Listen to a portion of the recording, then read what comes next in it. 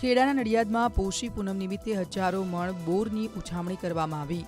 નડિયાદના સંતરામ મંદિરમાં પોષી પૂનમની ઉજવણી થઈ। અહીં દર્શન માટે દેશ વિદેશથી ભક્તો આવ્યા। એવી માન્યતા છે કે કોઈ બાળક બોલતું ન હોય તો તેમના માતા પિતા અહીં બોરની ઉછામણી કરાવવાની માનતા રાખે છે તો તે બોલતું થઈ જાય છે। દર વર્ષે પોષી પૂનમે અહીં હજારો લોકો માનતા પૂરી કરવા આવે છે। મહેસૂલ મંત્રી સંજયસિંહ મહિડા અને ધારાસભ્ય પંકજભાઈ દેસાઈએ પણ અહીં રાજ્યના બાળકોનું સ્વાસ્થ્ય સારું રહે તે માટે બોરની ઉછામણી કરી।